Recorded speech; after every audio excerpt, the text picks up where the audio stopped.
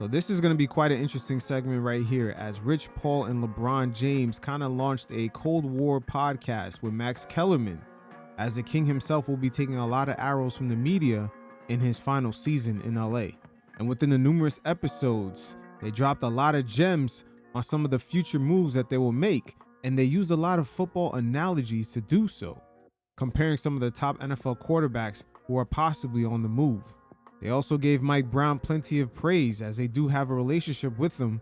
But again, anything that LeBron James does is very calculated, and it leads us to wonder if they're looking for any wiggle room to slither their way into the Knicks situation.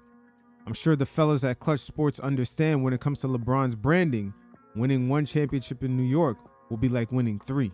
But again, this is interesting. And Rich Paul also elaborated on the full scope of what happened to Cam Reddish. So we're going to get straight into the meat and potatoes. You guys check it out, and every once in a while, I'll check in. Bro. So as currently constructed, you don't love the Lakers' chances? No. Is LeBron realistically a guy who could not be on the Lakers at the end of this year? No. He will be on the Lakers at the end of this year. Yeah, where's he going to go? I mean, New York comes to mind. That's wishful thinking, If they Max. can't- You're from New York. The Knicks would love Giannis, right, or someone like that, but the price tag for a 100-year-old guy making $50 million a year is a lot lower. And actually, I think as a kid who grew up rooting for the Knicks, he's still in me somewhere. You know, I don't think the Knicks can win a championship as currently constructed Does LeBron either, make the because Knicks Brunson's better? too small. Yes. Yeah. He would, of Yeah. course. But Whoa, not so fast, Rich. It depends. If LeBron James does show up in New York, eventually it would have to be as a free agent, and also he would have to take a significant pay cut as well as play limited minutes off the bench. So with you guys so brand conscious, I don't believe it could end up working out unless you guys are willing to accept these terms. The Knicks already are a team that's lacking a lot of athleticism, especially in the backcourt. If they could swap out Yabusele for LeBron James, it would make sense in a perfect world. But that's a hypothetical, as once again, the salaries and just all kinds of shit comes in the mix.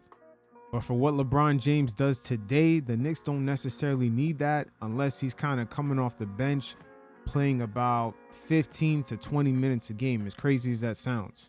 Once again, LeBron James will just be another slow player in the perimeter, and adding on to the fact that the Knicks are lacking a lot of athleticism in the backcourt. But they do need another big body, so LeBron James, if he's willing to get there down in the post and get dirty, who knows? But 29 other teams would say the same thing. But they don't have the assets or the need quite, or are in the position or are in the market that makes sense for LeBron.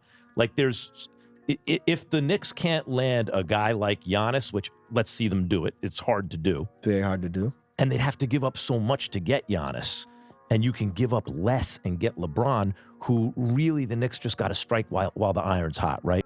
The iron's not hot, Max, unfortunately. Not right now. If the iron was hot, he would have worked out an extension with the Lakers. So you're pretty much stuck in the past right now.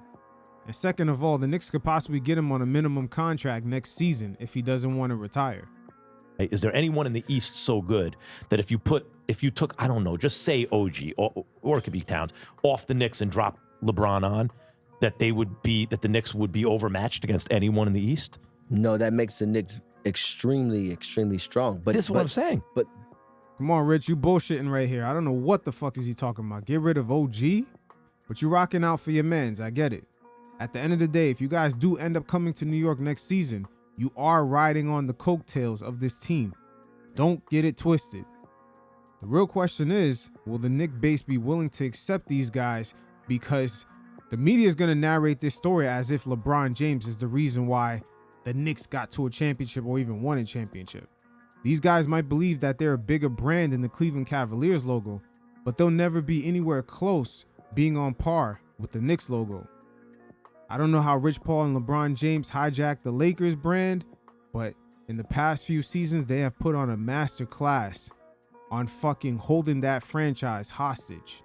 We all gotta wonder if the juice is gonna be worth the squeeze, because these guys are gonna try to do the same thing if they come out here. And as we'll continue throughout this segment, you'll see Rich Paul slowly slithering his way as he overpraises Mike Brown. haven't won since I'm 52. I was born in 73, but in August, they haven't won since January of that year. But the only way that would happen and could happen, first of all, he has a no trade clause, so he would have to agree to that. In the event he didn't, and they just decided to trade him there. But what do you think? I'm just between you and me, Rich. I know you wouldn't have any special insight into this, but do you think you could talk LeBron, or don't know anyone who could talk LeBron into waiving a no trade clause to go to New York? Oh, New York. I mean, listen, he definitely makes him better. I will give you that. If you could, Come on, Rich. Fuck out of here with that bullshit. And second of all, for most of LeBron James's career, you guys have always been in a Cold War with the Knicks. I don't know if it's a CAA versus Clutch thing or whatever fallout you had with Leon Rose, claiming that you didn't learn anything from them when you went on Stephen A. Smith's show. So we have seen plenty of the politicking playing out. could stay I healthy. don't really play fantasy basketball, Right. but I do. He definitely makes him better. Yeah. Yeah. The Knicks, because they played last night too, there were two NBA games. There's the Magic Heat and there was the Knicks and Raptors. Magic beat the Heat, Knicks beat the Raptors. And Bridges, the Knicks gave up a lot for. A lot of picks. They gave up a lot for Bridges. When you see like what Durant was eventually moved for, it's like that. Yeah, but see, this is the problem. You're saying I they have. didn't give up a lot for I'm Bridges? not saying they did not give up a lot, but again, when you're in a situation where you feel like if we get this player, Okay, wait, stay right there. This is what I'm saying. So I think of a guy like Desmond Bane, getting back to Bane. If you have a team of 5 guys Mhm. who all do their job as well as Desmond Bane does his job, you can win a championship, in my opinion. yes, Like at Bill James, the baseball's, godfather of sabermetrics in baseball, once did this, and I thought it was interesting because I used to think about this because I'm a sports nut, is like, at what point, if you said of all time or in the league right now, if you took the NBA, all NBA 1, 2, 3, 4, at what point do you no longer have a championship team? At the all NBA 6 level, 7 level, 8 level, right? There are 30 starters at each position. If you have a Desmond Bane level player at each position, I think you can win a championship. If you have a Mikal, well, we just saw that. if you have a Mikal Bridges level player at every position, I don't think so. I think he's good, but you're going to need a little bit more in certain areas Well, now. see, you're discounting one thing. Go ahead. Whatever you think Mikal Bridges lack, and He's good. I like Bridges. but I'm He does saying, what he's supposed to do. you're basing it off a skill set, Right. right? No. I'm basing it off of how highly pitched each skill is. Like you could have someone, you mentioned a bag. You could have someone who's a very well-rounded player and 2 players, both very well-rounded. But one of them has a talent just pitched a little higher. They both shoot the Yeah, but 3 what if- really well, but one shoots 38 and one shoots 42%. They Fair, both. but what if one lacks IQ? That's one of the things you're checking for sure. Yeah, but then the other thing is, what if he also lacks IQ and willingness? I think that's a good point, and I understand it, and I agree with it. I'm trying to talk about the Knicks for a second, though. The Because you're from reason, New York, or you just no, want to talk because, about well, maybe, but because I think it's interesting right now, and this is the Okay. point that I'm trying to make, is that you can have guys on a team where at every position they do what you want them to do and still not win a championship because you're not playing in a vacuum. You're playing against 29 other teams, and a lot of them are really good. Even if they don't have every position doing exactly what you need, they have some dudes who are just so good that they can make up some of the difference, right? Right. So the Knicks are a team. Look, if Josh Hart shot the ball better, they would have almost everyone on that team doing what you want them to do, right? They have a really nice situation. If Mitch had a better free throw, if he was a better free throw shooter, right? Yeah, but just like, I mean, of course you want every. But what I'm saying is, then it becomes an issue of not just do you have all the positions and do they do what they're supposed to do and do they have well-rounded skill sets for what their job entails, right? But at what level are they functioning? But you're not gonna have 4 guys on the team doing things better than they already doing. Like that's like No. I'm using the example of Desmond Bane because I need a guy to play defense. I need a guy to shoot and whatever and fit that's into what a he team does. concept. And that's what he does. and he's really the only shooter on that team.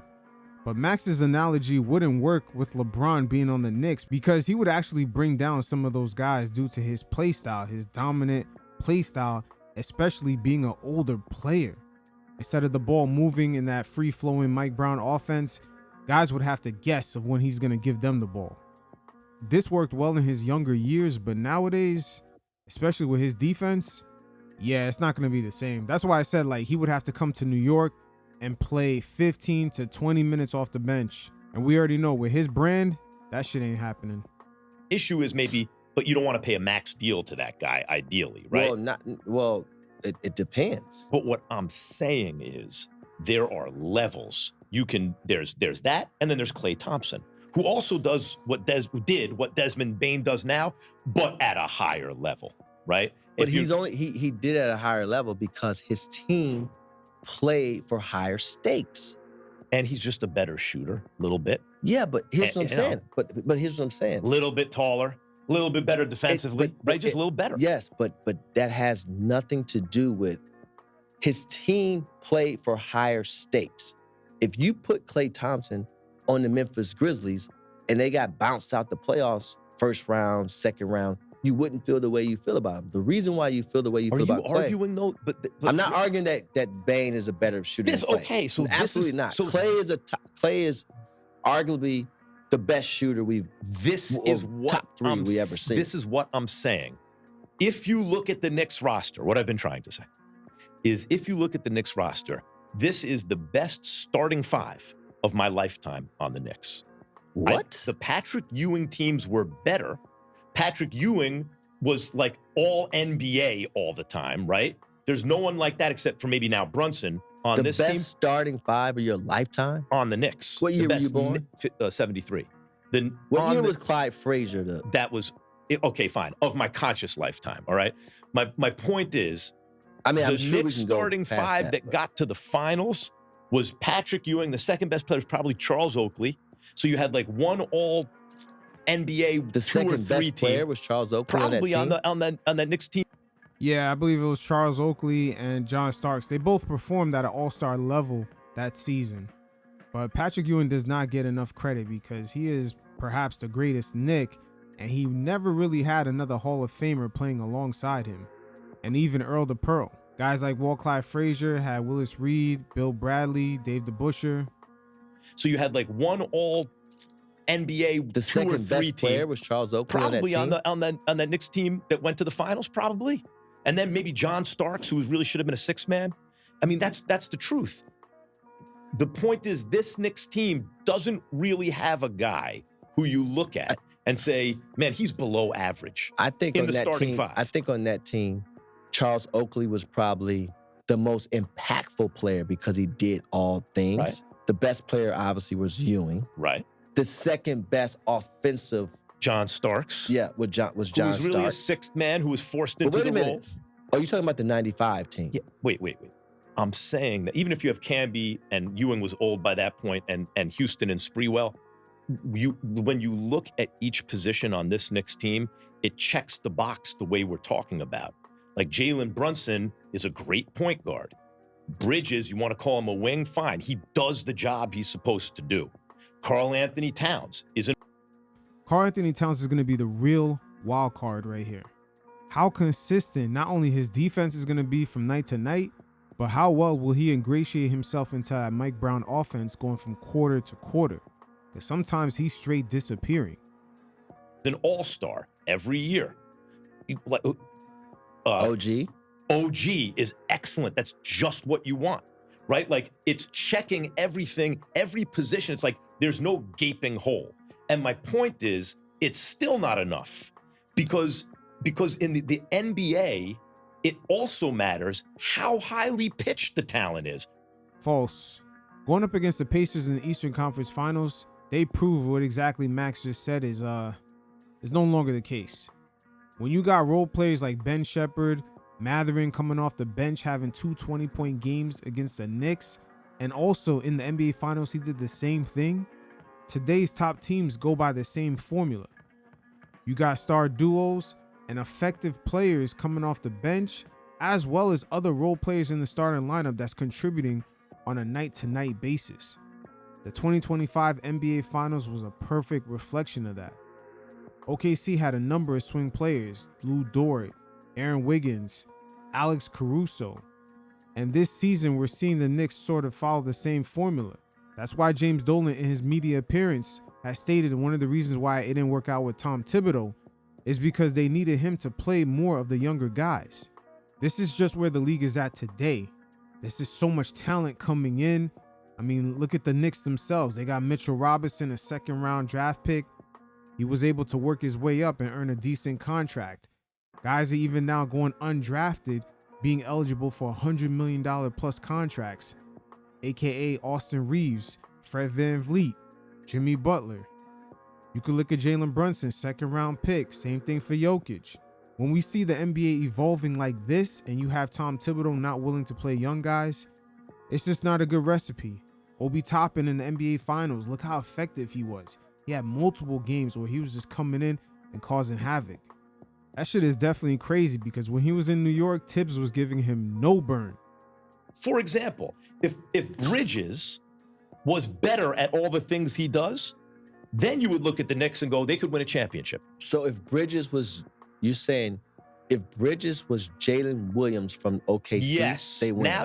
Now that Jalen Williams out of OKC, you know, we're always hearing about the Knicks missing out on Donovan Mitchell in the draft, but in the future, when they want to play Monday morning quarterback, they're going to look back at Jalen Williams because he's going to be a real effective wingman alongside SGA. They're on a trajectory of being today's Michael Jordan and Scottie Pippen. As crazy as that sounds, Jalen Williams on his come up did not get any NIL. He wasn't highly recruited. He didn't get any of the praises most of the top draft picks get when coming into the league. And at the age of 24, I gotta say, he's done something that Jaylen Brown and Jason Tatum, when they were on their come up trying to get to the finals, he got over that playoff hump a lot quicker alongside SGA. They got back-to-back seasons at the top of the Western Conference. They not only got into the finals, but they won over 80 games last season. First NBA All-Defense for J-Dub. I'm telling you, so far, they got the makings of perhaps finishing as one of the top duos to ever do it. That's if things continue on the up and up. So that was another steal in the draft by Sam Presti. Once again, the Knicks, they had a chance to draft him. But it shows you how deep some of these drafts really are. Just talent levels just getting up there. Look at them differently. You'd say, you know what? They're getting out of the East. They're probably getting out of the East, at least. Right? Yes, this is what I'm saying. So you can rank these guys. So if Bridges was Durant, Bridges was Durant, they win. If Bridges, Kevin Durant, Knicks win the championship. This is what I'm saying. My Why point do you think is, the Knicks you went and can. Let me ask you a question. You can rank players. Why do you think the Knicks went and got Mikal Bridges? That's what they thought they needed. No, but why? Because he can. I would describe him as 3 and B plus. He can do what you're looking for. And also, if you need him to do a little more, at least they were hoping, he could do a little more. And I think in retrospect, and I like Bridges a lot, he's a good player. I like him. I'm glad he's on the Knicks. If he was a little bit more of what they thought they were getting, the Knicks would be viewed differently right now. I believe Mikal Bridges is exactly what the Knicks thought they were getting. And that's why the move to get Mike Brown was pretty genius, because now he's going to integrate a more free-flowing offense, and that's where you see Bridges really thrives off of. The whole Tom Thibodeau, Jalen Brunson just beating the ball down. We all seen Bridges really couldn't find his way in that. I think Mikal Bridges is a winning player. Agreed. I think he's a guy that will do whatever the coach asks him to do.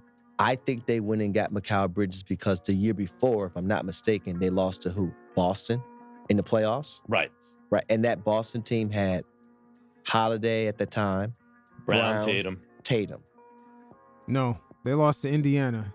Could be a misstep on Max's part, but at the end of the day, the real purpose of this show is sort of to serve as a medium to prevent all the arrows from coming LeBron James's way, and they're giving out small hints here and there of what exactly is their next moves, and they're sort of trying to control the narrative. Right, and that Boston team had Holiday at the time. Brown, Tatum. So now, You go and get OG. You already have Josh Hart, and you get Mikal, because when the going gets tough, you need defenders to guard those Rich, guys. I agree. We're saying the same. Yeah, I'm but saying the if Knicks, the talent is pitched higher, I just think I don't. You don't believe in the talent? No, I believe Max is talking about a different era of the NBA. He's not talking about today. It changed so fucking fast that even when Stephen Curry was doing his thing back in the mid-2010s, even that era is outdated. The talent level today, even coming out of the middle of the draft and even the undrafted, is a lot higher than in previous decades. I think the Knicks could have got there last year and won the championship last year. They could not, obviously. Yeah, but again, 2 years ago they were snake bit and they got hurt. Last year Indiana was better last year. No, I think playoff series are about momentum. Something changes. You may get into a little shooting funk. It's little things that happen. It could be a defensive scheme. It could be the team is just hot. Like, it's all these different things. I watched that, and what I saw was Knicks got unlucky 2 years ago. They were a better team than Indiana, period. They would have beaten Indiana. They were too banged up. They were missing players. Facts. But yet, Jalen Brunson was still able to take the Knicks over the reigning MVP, Joel Embiid. That shit does not get talked about enough. But going into last season in that loss in the Eastern Conference Finals, Indiana definitely was a championship team in disguise. And they really took that mask off when they got to the finals. I believe had Leon Rose in the Knicks front office actually waited before firing Tibbs and just kind of let that finals pass by, their reevaluations on the job that he did would be a lot different. So they lost to Indiana. In the rematch the following year, Indiana ascended and became a better team than the Knicks. I think the Knicks are a surface level trade away from making it to the finals. No, Rich, I'm gonna have to disagree with you. I believe you and your boy LeBron are a surface level away from making it to the fucking play-in. Let's keep it a buck. And it's only going to be a matter of time before Laker fans start picking up that Rob Pelinka does not know what he's doing, and he's going to waste Luka's prime years in LA. It's amazing how he has Luka and LeBron on his team, but yet barely made any offseason moves. I think the Knicks are a surface level trade away from making it to the finals. I agree. Yeah. And now, and you know who you would bring in? You would bring in some version of Mikal Bridges who's a little better than he is. And I'm not knocking Bridges. It's like what got me thinking about this was both games last night. I'm not touching my wings. I'm not touching my wings. So what are you doing? I think it's somewhere in the guard vicinity. Because you have to make up for okay. I'll go with that. The issue they have in the backcourt is you have one guy who's a defensive liability, but he has to be on the floor because he's incredible offensively, and he's the engine of your whole team. And you have another guy who doesn't like last night when Josh Hart started hitting everything, they win the game. If Hart was a 40% three-point shooter, then they might not need anything, but he's not. Yeah, look, again, Josh Hart is another winning player. See, I think you're underestimating the winning guys that they have on the team. I love Hart. I don't want Hart to go anywhere. I love Bridges. I like these. I love their team. Yeah, I'm saying they paid for a player in Bridges. They paid a certain amount. And the reason they paid that amount is when they were squinting at Bridges in Brooklyn and thinking if that's who they thought they were getting, and they got a version of that didn't ascend, right? It's not quite as much as they need. You can make the argument. Yeah, it's needed. And Josh Hart doesn't shoot it well enough. You need things in the cupboard like draft picks if you want to make a big splash deal down the road. And he's stuck on the whole you gave up 5 draft picks. That era is over. Luka Doncic got traded for 1 draft pick. Does it mean he's worth that? No. It's circumstantial. And a lot of the draft picks the Knicks did have, some of them might not convert because they were protected picks. So continuing on, every once in a while, Rich Paul, he throws in a little praise for the Knicks. And he admits the truth of why all the other fan bases almost come together like Thanos and hate on the Knicks. They have to go 3-0. The Eagles have to go 0-3. Eagles not going 0-3. No. But it's just always better when the Cowboys are in the playoffs. I don't know about that. I think it is. It's just like it's better when the Knicks are in the playoffs. I think the league is in trouble. But here's what I want to say. Does that mean this year? It could be this year. That's what I'm saying. The cup might possibly be a preview of the finals. Knicks and Spurs could be the finals. See, I got to keep my eye on you because you say stuff just because it's New York, right? But listen. You see the way Towns has been playing defense recently? Towns has stepped it up. Here's the thing. I always said the Knicks are a surface level trade of getting to the finals, not surface level. What's surface I level mean? I just think somewhere in the guard space, right? Okay. Because, like when the Pistons won, one day it was Aguirre, one day it was if Vinny Josh Johnson. Hart shot it better from 3, they wouldn't need anything. I'm just saying but they need a little something. Surface level trade. But think about the Spurs for a second. The way you win against the Thunder is what they shown us. They had guys that can switch, right? Yeah. They had guys, you talk about advancing the ball, straight off the rebound, boom, kicking it ahead. Guys made shots. If the Spurs make shots, they're a very tough team to beat, fully healthy. But they got five guys that can make a play. That's the thing.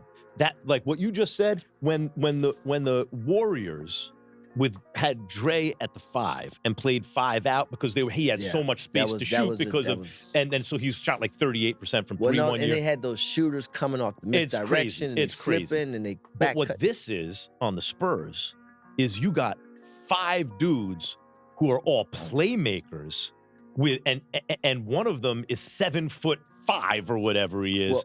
It's a whole can we talk lot. about this for a second? The Knicks in reality do have the playmakers to make it happen on the offensive end. But unlike the Spurs, they don't play with the same level of physicality. Or should I say, unlike the Oklahoma City Thunder that kind of have the same makeup as the Knicks. They play small, but their guys are way more physical. Lou Dort, SGA, Caruso, Aaron Wiggins, Cason Wallace, Isaiah Joe. That level of physicality makes up for that size difference.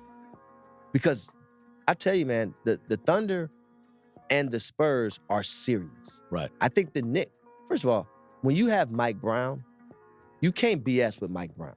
There's no BSing with Mike Brown. You got to defend. You have to defend. He's also an interesting choice to succeed Thibodeau because Tibbs, to me, Tibbs is the kind of guy, if you're going to use him as a head coach, you bring into the organization to get you to a certain level. Do you know what tree Mike Brown's from? What tree?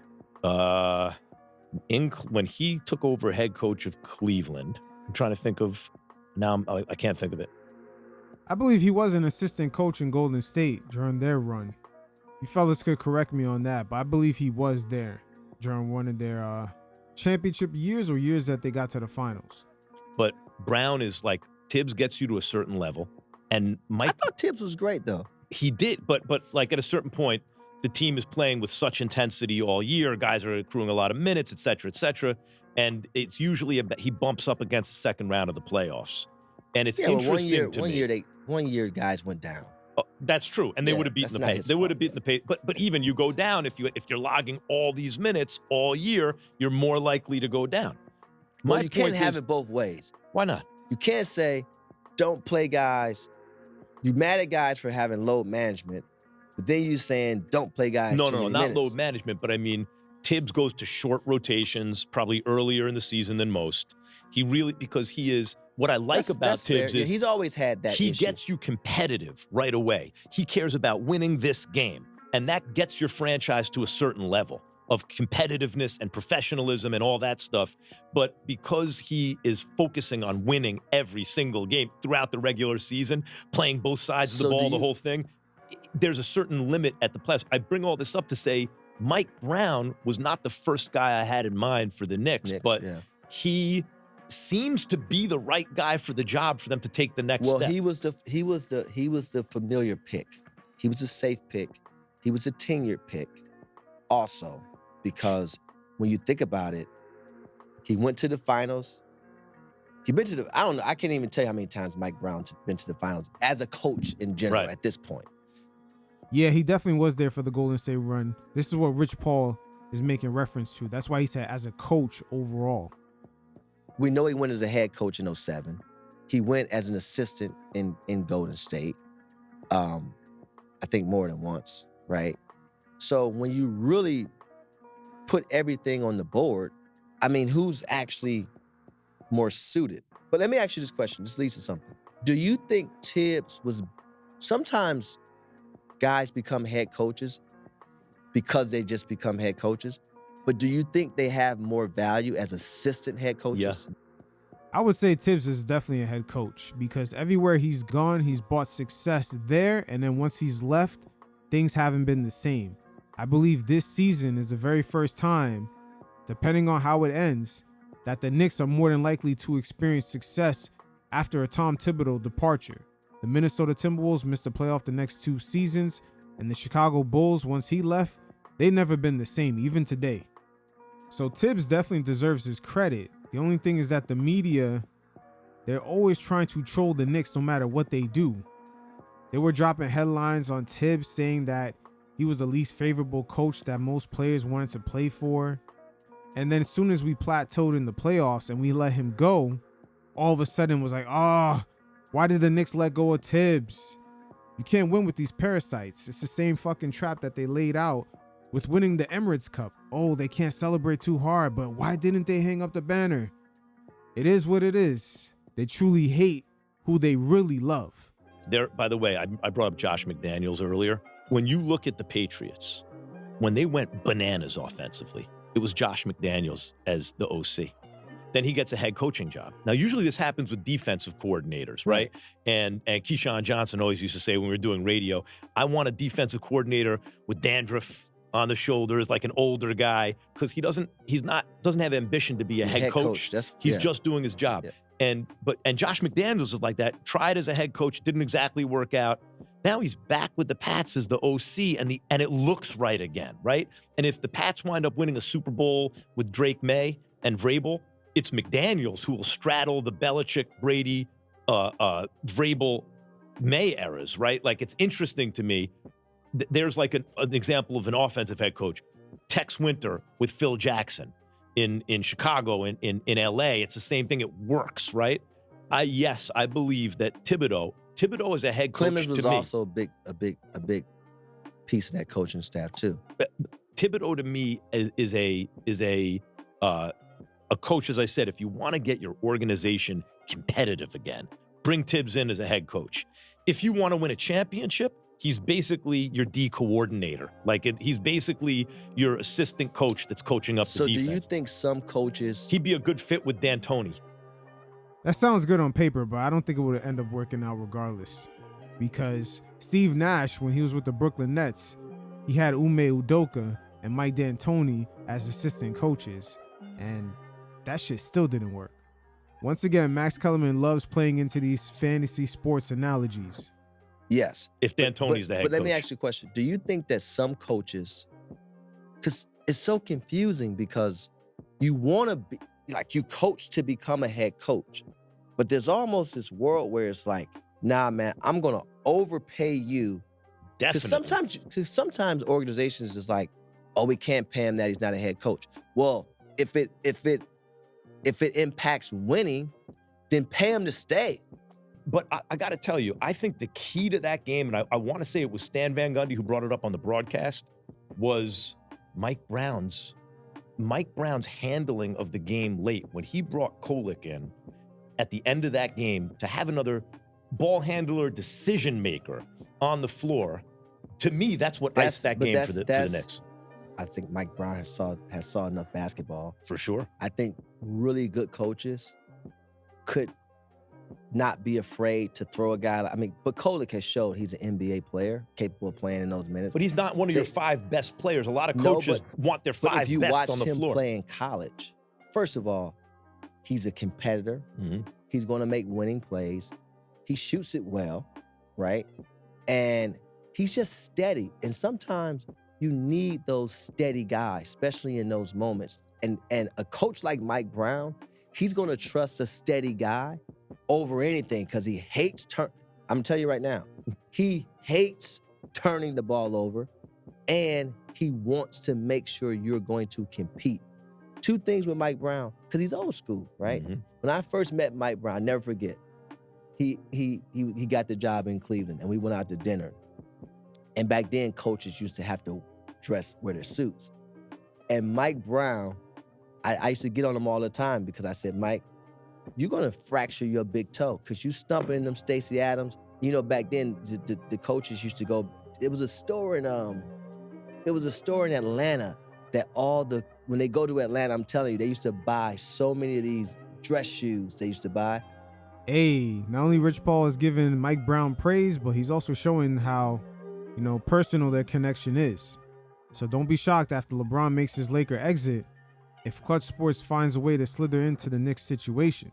And I was making this joke about Mike Brown. Now he put the Chucks on. Now they saved him. I see that, yeah. He put or he wears Vans or whatever, shoe that he wears. But I know Mike Brown, and I know the type of basketball he wants to play, so I'm not necessarily surprised by that. When I look at the league, right, I watched the Knicks and the Sixers, which was a great game, and I think that's becoming a thing. The Knicks, Sixers is becoming a thing. They probably see each other every year in the playoffs. You got Edgecombe, Maxey, they got guys in the backcourt. You got the Brunson, and Tyrese was, and this is not being Mr. Bias, was special. Yeah, agreed.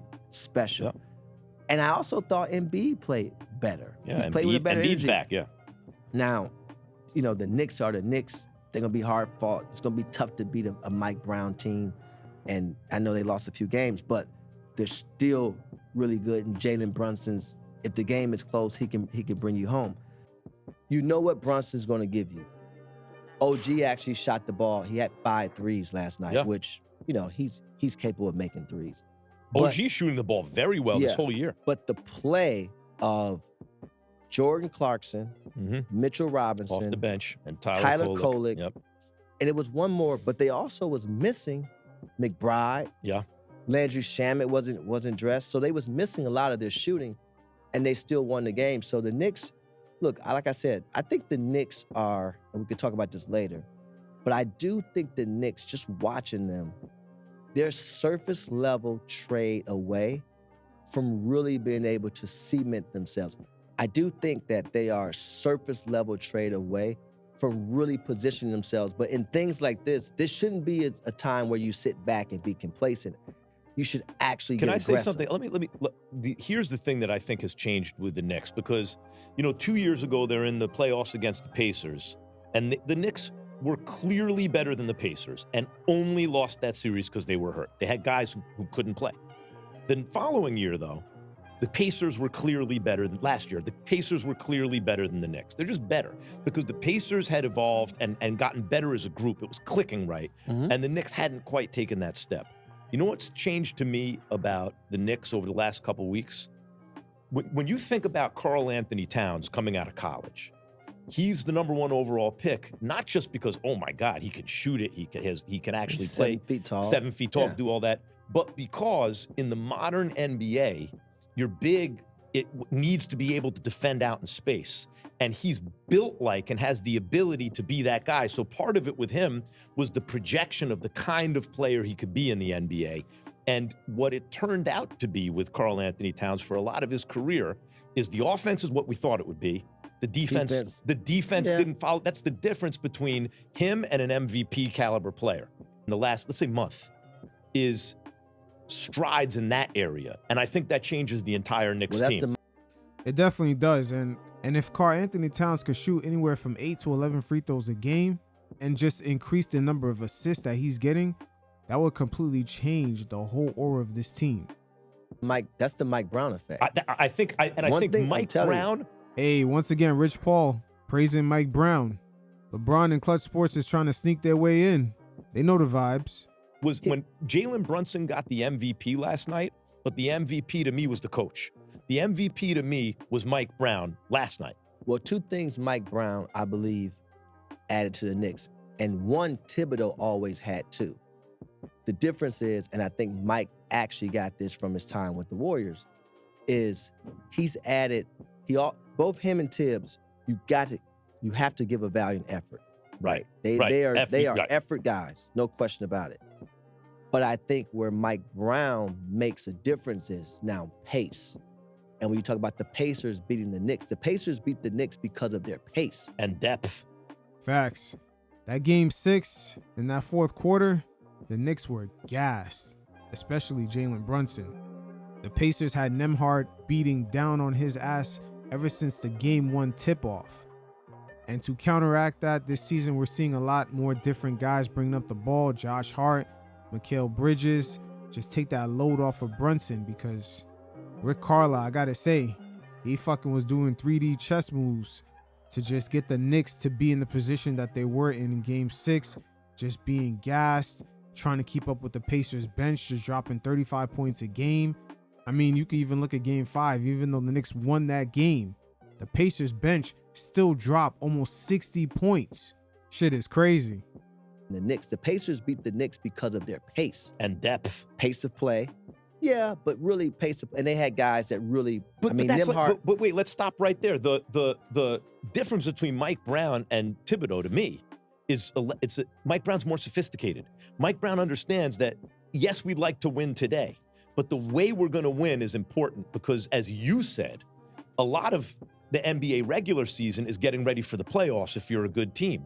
And Mike Brown understands we can't have 5 guys getting all the minutes and then have no bench to have McBride that and maybe Mitch that we can rely on. But I can't say, I'll say Mike Brown, again, taking it away from Tibbs, is just as sophisticated.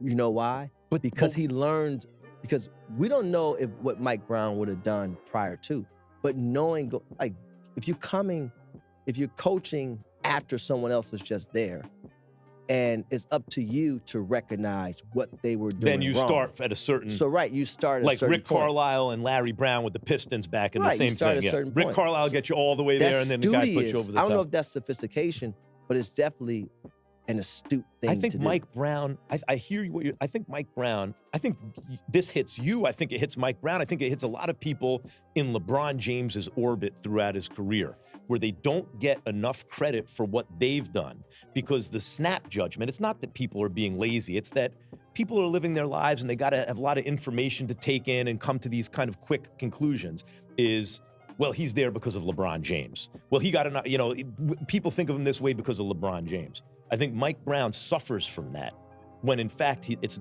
what's not recognized is the kind of coach he is. What he like as a Knicks, as a little kid who used to be a big Knicks fan. And you still are, Max, but I get where you're going with this. But once again, peep the way that they're discussing Mike Brown and all the praise and just the way they're branding him within this podcast medium. Not only they're making a soft pitch, but they're also elevating Mike Brown's name. All the topics that they have discussed is very carefully crafted. Make no mistake about it. In me watching that, it's like when you watch the Tibbs team, you knew that they're not going to win a championship. They're going to burn out. They don't have a bench. He doesn't trust the bench. They're not going to be ready when they're called upon. And this team, completely different. Completely different. You brought up Clarkson, Mitch, Kolek. and Kolek. Yeah. That's Mike Brown. That's using what you got and not overworking your guys. And I think Knicks fans should be feeling good about the way they're going to be positioned in the playoffs. What I saw yesterday, different than what I saw before, especially the previous Knicks teams, was he was able to get Brunson off the ball. Yeah. And not that he's getting them off of it, to get it back in different ways. That makes the defense kind of shift and move around a little bit. Work a little harder. Especially when you're putting a bigger guy on Brunson, because that's the only way. Because Brunson is very brolic. Yep. And he's crafty as well. And he really shoots the ball really well from 3 if you go under or catch and shoot. And the catch and shoot portion is something that Mike Brown this season has unlocked fully with Brunson, because I haven't really seen him in that position since he was in Dallas with Luka. And as the season continues to progress, we're slowly seeing Jalen Brunson elevate his game into, I would say, the James Harden, Mike D'Antoni years when it comes to the proficiency of his shots. If you go under or catch and shoot, and obviously he comes up in big moments. But that's what I see different. I see a guy like Brunson being able to get off the ball, go back and get it, get into his pick and roll actions, and then again, you got guys slipping, you got guys, they're advancing the ball, you're hitting the short corner, you're making the ball is moving a lot more than it did in the Tibbs offense, but And not only the ball is moving a lot more, but also Brunson is killing guys in the paint. Every time he touches the paint, he is deadly. Looking like Patrick Ewing in there without the post up. that's better, evolution. The ball is moving. That's Adjustments are evolution. made. But I still late in think games. I still think if I'm the Knicks and I'm looking at our situation, I'm saying, okay, we're good. We're good. The East is a little depleted. It's a little Who do you want to bring in? all over the place. I definitely think it's from a guard perspective. If you're dissecting, if you break it, what is your playoff rotation? Because you got to cut it to 8 or 9, right? Yeah, I think we know what it is. So if you're looking at that, I'm really looking at how do I improve the back four? Well, so who drops out? So you have your 5 starters plus Mitch, Clarkson, McBride, Kolick. Who's dropping out of that? Oh, you forgot Shamet too. Shamet, that's 5 guys off the bench, you're right. I mean, you could play 10. You're not playing 12. But you're not playing one of those 5. You're not playing if you're bringing in someone else. See, Hey, all of us Knicks fans, these are embarrassment of riches that it feels good. I'm not going to lie. That's a lot of players to try to find minutes for. think in the playoffs, right? And this is why depth matters. And I always say this to teams. And this is what players have to understand about being role players.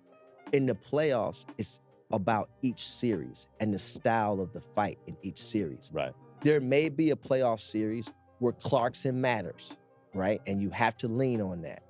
But there also may be a playoff series where you need Kolick, you need 2 ball handlers. So it's about having that depth. When you say bring in a guard, are you talking about a guard who can also defend, a guard who can play make, a guard who can shoot? I think you're not going to get all those, or it's a star. No, I think so what are you looking at? I think a little bit more size. Okay. Right. Yeah, and that's a good idea. and that can also play with Brunson. Mm-hmm. I like Josh Hart starting, but Josh Hart's the type of player he's going to do whatever you ask him to do anyway. And this is the issue with the Knicks structurally. Josh Hart needs to shoot it better from long range. If Josh Hart shot the 3, like he's had a couple seasons in his career where he's not doing it well enough. If he shot the 3 well enough, let's say at least 35% or above for the season, then they're okay. Then the starting 5 is the way you want it. The fact is, the reason you think that about Josh Hart, because he does everything else, is he doesn't shoot it well enough. Yeah, well, he's never going to shoot it like a Desmond Bane would shoot it, but maybe I'm trying to think of a player that kind of turned themselves into a shooter like that.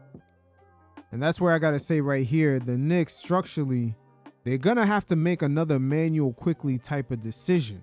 Like one of the fan favorites is going to have to go for a more complete player that checks all the boxes. He has the size, he could shoot, and he could defend multiple positions. For example, a perfect fit would be someone like Trey Murphy down in New Orleans. But in order to make that happen, there's going to have to be another type of Emmanuel Quickly situation where the fans are seeing a favorite leave the team. It could be Deuce McBride. It could even be Josh Hart. Decisions. And teams that normally elevate into that next level, they make these hard choices. The Boston Celtics when they got rid of Marcus Smart, the Toronto Raptors when they finally moved off of DeRozan, and an example of a team that stayed with a player too long that could have elevated, but it was too late, is the Philadelphia 76ers with Ben Simmons. So Leon Rose entering into yet another season where the team is expected to make a deep playoff run after losing in the Eastern Conference Finals the year before. If the squad does not reach the NBA Finals, it's going to be a lot of tough decisions to make. And who knows, Karl Anthony Towns will probably be on that list. On a good team. A guard that I mean, it's possible. That came in known for their defense. Yeah. Hustle, Josh Hart gets extra possessions. Tony Allen ever have any seasons where he shot it a little? I mean, it happens when Tony has shot it. Yeah, he shot it okay a couple. But he was I mentioned so Draymond good the other day, not a guard, but Draymond had a season where I think he shot 38 from 3. Well, if they win that game 7, he wins the MVP of the finals. For sure. Yeah. But I mean, I think that I think when you have a guy like Karl Anthony Towns, if you're playing him at the 5, right, then you have enough spacing on the floor that Josh Hart should be getting really good looks. You know, like everyone on the floor. OG's shooting it well. Mikal Bridges shoots it well. Obviously, Brunson. Josh Hart's he should be getting good looks enough for him to shoot it well. But again, he's not. When Josh Hart shoots it well, they look like they're beating teams. Not really to good turn teams. him into somebody he's not going to be. Yeah. Just go get that guy. Yeah. Well, just going. I'm just saying. I never like to be complacent, and sometimes I think teams, you ride this regular season with that, and then you get to a place and you need something. It's like, no. Who, Rich? Who? Well, I have to think about it more. A lot of fair points brought up right here. Contending teams definitely do not want to be complacent. Look at the Golden State Warriors, even after losing the finals in 2016, going after Kevin Durant. So if there's no final appearance for the Knicks this season, we could expect some of our fan favorites to possibly be shipped out. I heard something, it's been reported that the Knicks, that I wanted to ask you about, because Knicks fans have to feel good about this, I imagine, right? In one way, at least. So the Knicks players are taking the bonus money, some of the bonus money that they got from winning the NBA Cup, $500,000 apiece. A little bit over.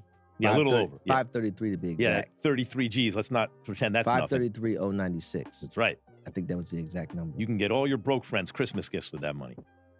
Now, you have to pay taxes. Even your rich friends.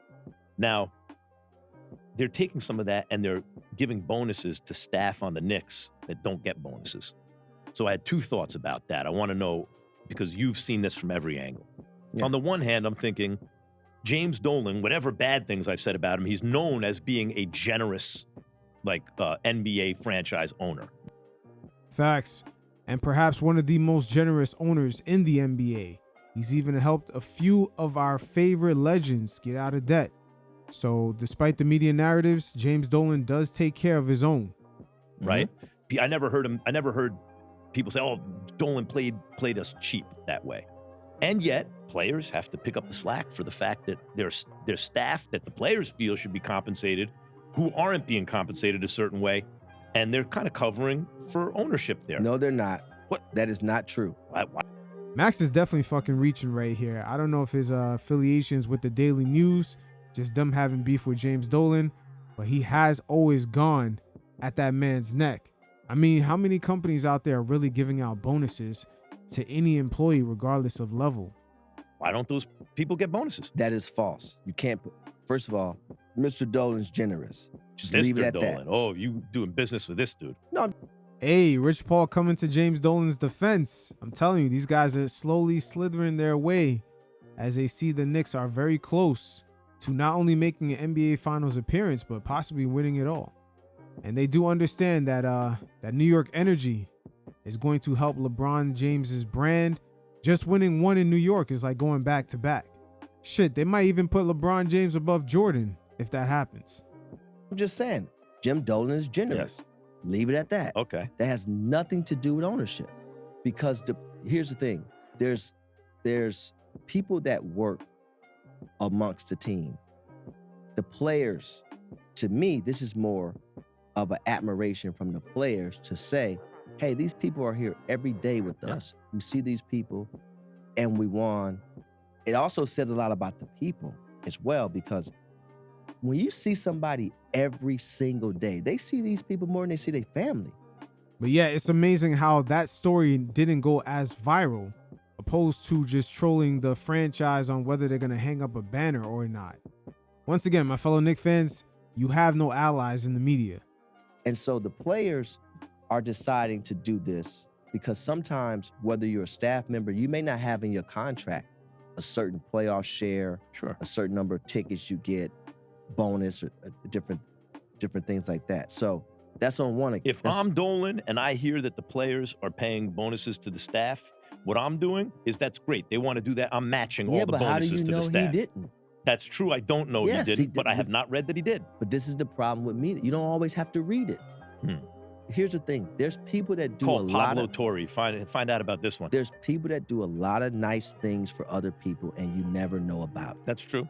So No, and by What the I'm way, I saying started is- this by saying he's known as a generous dude. Yeah, but then you I'm just but- saying, like, I noticed that that the way No, let the players. Rich, the reporting is that the players are giving a part of their bonus to staff that is not getting bonuses. Yes, but everybody's contract doesn't come with a bonus. And I'm saying maybe they Have should you take ever care of their owned a people. company before? not like the Knicks, no. Okay, Yes. but what I'm saying is, when you own a company, there's contractual agreements. There's language within understand. those agreements. And the admiration is the players play for what team? The Knicks And the players decide to do what? pay staff that don't get bonuses part of their own bonuses because ownership isn't giving That them is one. not true. See, that is not true. It has zero to do with ownership. You're taking it way What are you saying? across Have to the do with bridge. the GM? What are you talking about? No, you're taking it across the bridge. Yes. The players decide to do a very generous thing during the Christmas holiday time for people that they felt deserve it, right? It's still a reflection of the Knicks organization, regardless how you look It at is a reflection of the team that the front office has put together. Because here's the other thing. What you don't hear about is, I know for certain, there's been times that people probably did deserve this and it didn't happen. And Okay, ownership, so that's and what- ownership did give Okay, but I'm bonuses not out. talking about those times. I'm talking about this time Yeah, where it but you appears can't- that but you that, can't- you- that you- the players are picking up the slack for. That's not true. I disagree. Well, we with don't that. know if that's true or not. Yeah, we but don't know if that's true or But I not. still disagree with that because you can't put everything on ownership all the time in that way. Is this Mr. Bias coming out just in No, the it's sense? not Mr. Bias. Do you I have to think, put just because you have to do business with all no, these teams? it don't. I don't have. I mean, I have one player, but I'm just being honest. Hey, Rich Paul, that one client, is he about to do business with the Knicks? And when it comes to Max Kellerman, he definitely is picking and choosing of who he applies this quote-unquote morality of just paying out bonuses. Where's this same energy for Alex Rodriguez and his business partner laying off all those employees out in Minnesota? This front office has put together a team like the Nova Knicks and everything, and you have to do the DiVincenzo and Julius Randle deal for Cat. I get that, and that broke up the Nova Knicks a little, but it's still the kind of nucleus is there. There's a certain, and we see this in the NFL when teams started drafting the quarterback's receiver from college because you have already that built-in relationship and chemistry. You saw it in Cincinnati. You've seen it in a lot of places. But the Knicks kind of took that philosophy a bit, it looks like, and it's worked in terms of the cohesiveness of the team. There's good chemistry and team cohesion. And as a fan who watches that, I think, oh, this bodes well for the Knicks. This is not in baseball, they used to have an expression like 24 different cabs after the game. No one was having dinner together. They all, on that kind of team. But this Knicks team is like the opposite of that, it seems to me.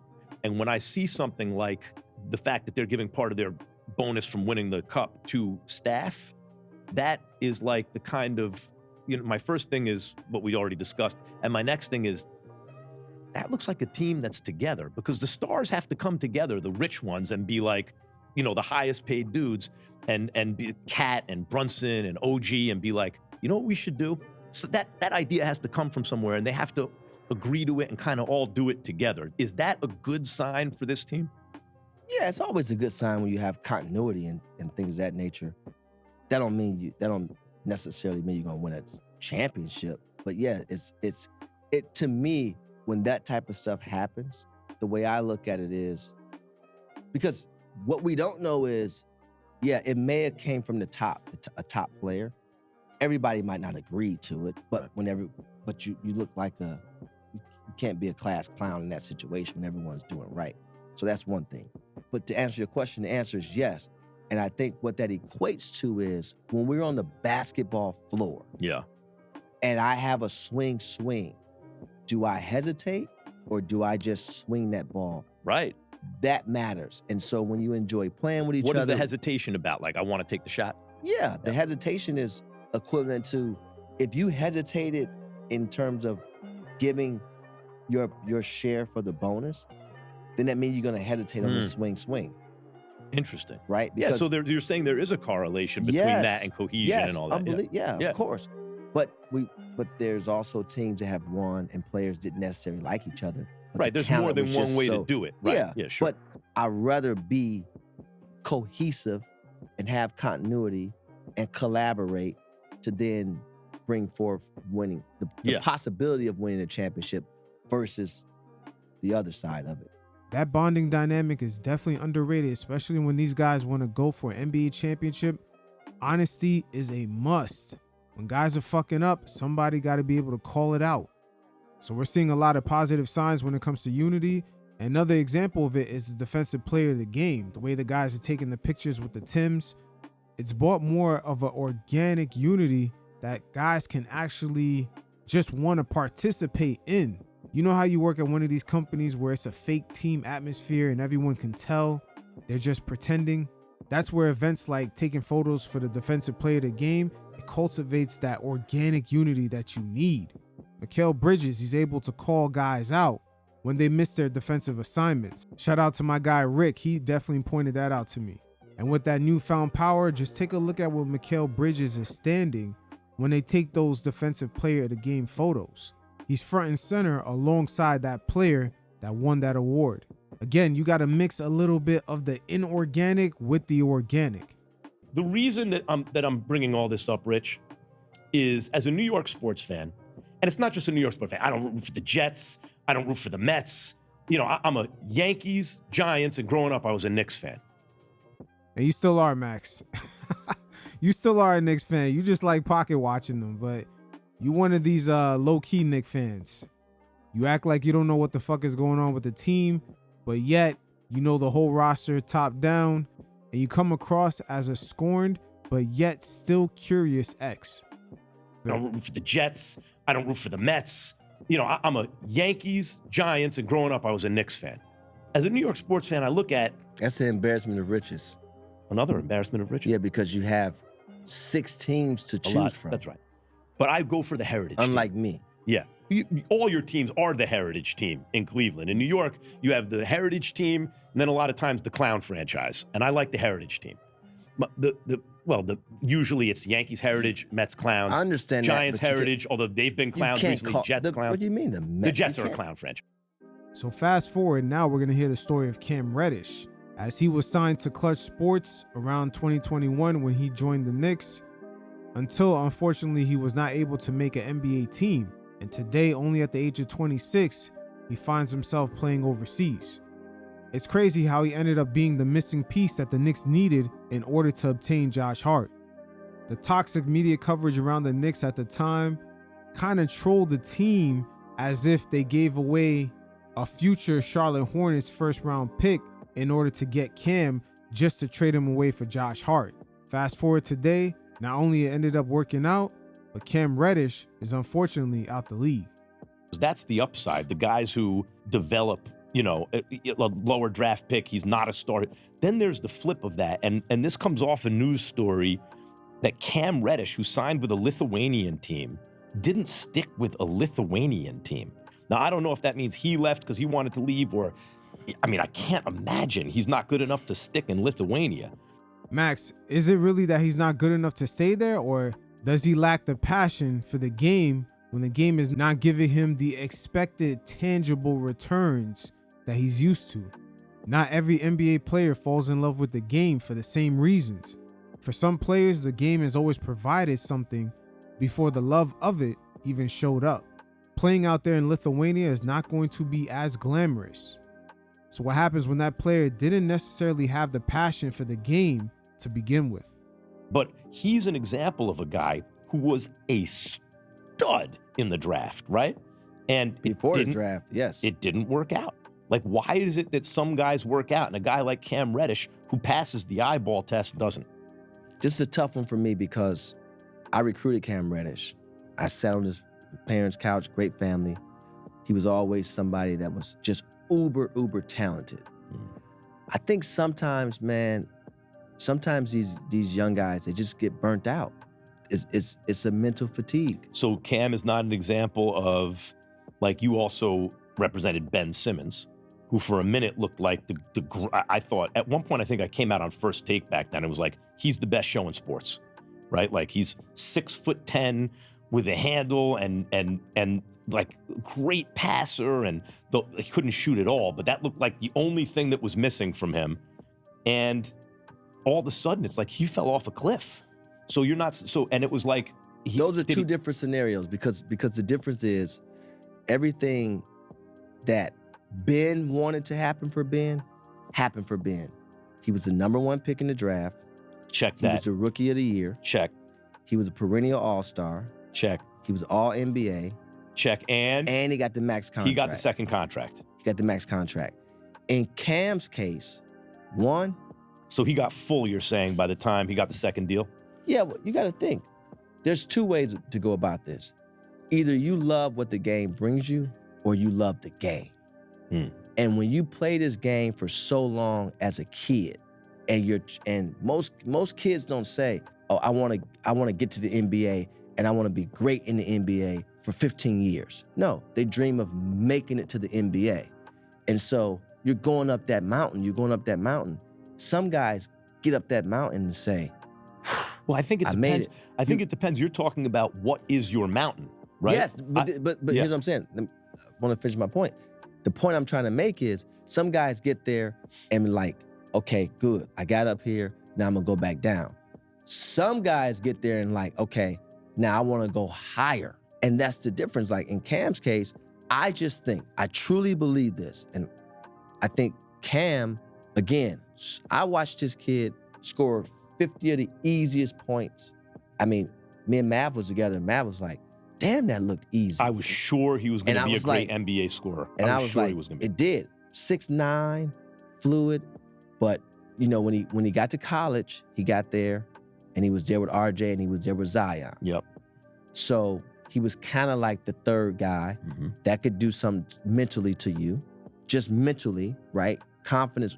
Our game is 90% mental. When you get to the NBA, everyone's uber talented. So wait, you're saying that Cam, it's not an issue of he didn't love the game? I don't know. No, I don't think it's an issue of that. I don't know what the issue is. I'm just giving you what I suspect, being in it and being around all of these kids since they've been young. I'm just giving you the journey. That part happens. Then you go to the draft, right? And you know, all this whole time, this is why I don't really love mock drafts. You're looking and you're supposed to be a top 5 pick. Well, you go 10. And not only do you go 10, you go 10 to a team that just took a player that is from your city or from your area that you were supposed to be ranked better than the whole time. Yep. The Hawks drafted DeAndre Hunter. And not only that, I believe he started over Cam. In front of you at 4, DeAndre Hunter went 4. So now you got 2 guys that play the same position on the same team. And that Hawks team that Cam got drafted to was already crowded at that forward position. They had John Collins. They had, I believe, Bogdan. They had a lot of guys. Even Gallinari was on that team, but that forward position was very crowded. And then you get traded. Wow. He got traded to a team where the coach and Tibbs did not want to play him. That's really where it looked like, from the outside looking in, that Tom Thibodeau and Leon Rose had a slight difference in viewpoint on who to give minutes to. You got 2 guys that play the same position on the same team, and then you get traded. Hey, that could have really fucked with him mentally, because when he got traded and Josh Hart came to the Knicks, not only Hart got major burn, but he had major impact on that team. So who knows? It could have fucked with Cam mentally. You're saying it's circumstance. It's circumstance, Rich, yes. How much of it is circumstance and how much of it is... This happens to me evaluating college quarterbacks all the time. I'm horrible at it because I look at him in college, I'm like, that he's going to be... And it doesn't turn out that way. Sometimes it's that what you can do at a certain level of competition. Like you can hit AAA pitching, but in the majors, you just can't do it the same way. I suspect that there's something about Cam Reddish's game that just didn't translate on the same level that it looked like it was going to translate when he was in college. I would say it's the speed. Every time he drove in the lane, it looked like he was shocked that certain guys were already there to contest him. He just wasn't used to that, I guess, on the amateur circuit.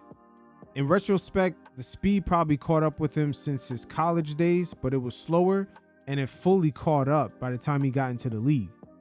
You know, because if you're saying it's not an issue of the love of the game, No, then I think it's the other then thing. you would rise.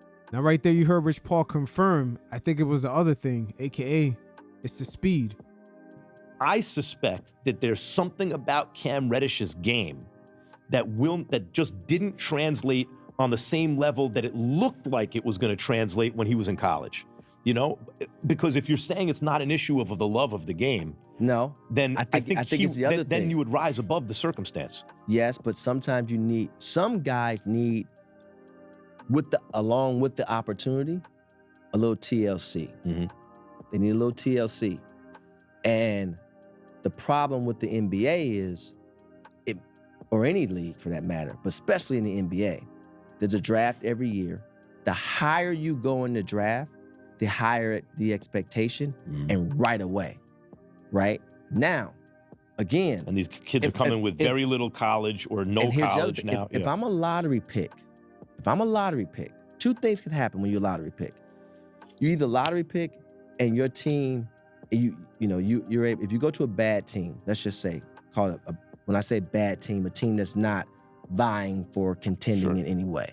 You're there. The GM that drafted you, they're there too, right? So they picked you. And they're going to want to see you develop. They're going to want to invest in you. Now, that's another thing about Cam Reddish. That GM that drafted him from the Hawks, he was actually one of the assistant GMs on that Golden State team from 2016. So he was trying to imitate that formula when he went to Atlanta. They don't call it a copycat league for no reason. Once he found out that formula was not going to work, just chasing that Stephen Curry formula with Trae Young, he abandoned the ship real quick. Some guys' talent and production outlasts the GM. The GM could change. That player's still but there. if the GM goes and you're stuck there, right? And or if you get traded to another team, well, that GM didn't draft you. They're taking you back in the trade. They're taking they're taking a flyer on you. Hey, great insight right there from Rich Paul. The Knicks were definitely taking a flyer on Cam Reddish. But it is what it is. This Cold War podcast launched by Clutch Sports to combat a lot of the arrows coming in from the LA media has provided a lot of fucking gems with some of the sentiments that camp is feeling at the moment, because their next move could possibly pay huge dividends for another team. Surprisingly, a lot of praises coming from Rich Paul when it comes to the CAA Knicks. Make no mistake about it, every single topic discussed on this show is carefully crafted. But we'll see. You guys definitely hit up the link in the description below. Check out the Knicks True Story playlist as well as the Hardwood Nuances. It's a little bit of the game film mixed with the storytelling. And until next time, you fellas stay safe. Peace.